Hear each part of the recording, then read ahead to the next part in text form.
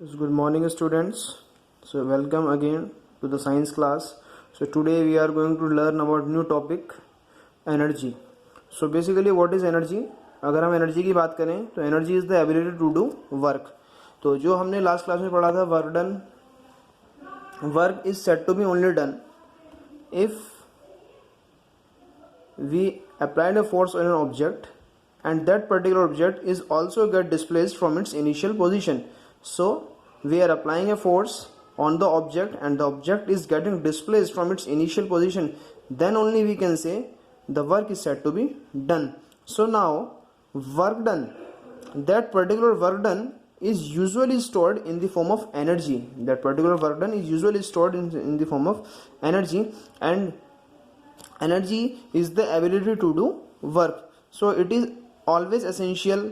जो एनर्जी है उससे हमें बहुत ज़रूरत है उसकी, किस चीज़ में? कोई भी मैकेनिकल वर्क परफॉर्म करने के लिए, कोई भी फिजिकल एक्टिविटी करने के लिए. तो अगर हम एनर्जी की बात करें तो एनर्जी की जो है एसआई यूनिट जो है वो सेम है. The SI unit of energy is usually same as of work done, that is joule. So kilojoule, 1 kilojoule is equals to 1000 kg. So अगर हम वर्क डन की बात करें, अगर हम जो है एक फोर्स हम लगा रहे हैं और उससे जो वर्क हो रहा है डिस्प्लेसमेंट होने के बाद उस पर्टिकुलर ऑब्जेक्ट से, तो work done against a force is usually stored as energy. For example, अगर हम जो है एक फास्ट मूविंग एक बॉलर जो है बॉलिंग करा रहा है और वो जो है सीधी स्टंप को हिट करती है, तो विकेट जो है वो जो है विकेट जो है अपनी पोजीशन छोड़ करके आगे जाती है. तो यूजुअली हमने जो है एनर्जी कहाँ पे करी? एनर्जी जो बॉलर के हाथ से एनर्जी निकली है वो स्टोर हुई बॉल में, और बॉल से जो एनर्जी निकली है वो स्टोर हुई वो एनर्जी स्टोर हुई सीधी हमारी स्टंप के अंदर. इसी तरीके से अगर हम जो है हैमरिंग करते हैं, अगर हमें आयरन नेल को एक वुडन बॉक्स के अंदर फिट करना है, तो हम जो है नेल के ऊपर अगर हैमरिंग करेंगे तो वो जो नेल है हैमरिंग के प्रेशर की वजह से जो है कहाँ पे जाएगी? अंदर जो है फिक्स हो जाएगी. It would drive into the would.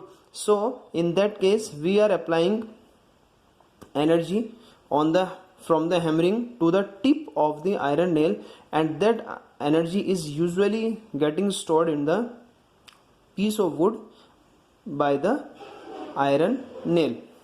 So if we conclude that topic, energy is the ability to do work. Its SI unit is same as of work done, that is joule, and work done is stored in the form of energy, or we can say energy is stored in the form of work, or vice versa, that is work is stored in the form of energy. And without energy no work is possible, and without work no energy is possible. So now the forms of energy. Usually energy exist in the various forms, that is mechanical energy, heat energy, chemical energy, and electrical energy, and light energy. So here are the different forms of energy, but in this chapter we are going to learn about the mechanical energy, that is kinetic energy and the potential energy. So mechanical energy is of two types, that is kinetic energy and potential energy. So today we will learn about the kinetic energy. Basically what is kinetic energy? The energy which is possessed by an object due to its motion is called the kinetic energy. कोई भी एक body है, अगर वो motion में है, इस particular body के मोशन में होने की वजह से जो एनर्जी उसके अंदर क्रिएट हो रही है, that particular kind of energy because of the motion of the body is known as the kinetic energy. पहली चीज. इसके बाद जो है इसकी जो एसआई यूनिट है वो भी जूल होती है, और काइनेटिक एनर्जी जो है हमारी काइनेटिक एनर्जी का जो फॉर्मूला है वो होता है के E is equals to half M V square. और अगर हम एग्जांपल देखें तो काइनेटिक एनर्जी की वजह से जो हम जो है बुलेट जो है अगर हम अपनी पिस्टल से, अपनी गन से जो हम फायर करते हैं, तो वो जो है just because of the kinetic energy it goes to its target because of the motion, because of the velocity acquired by the bullet of the gun.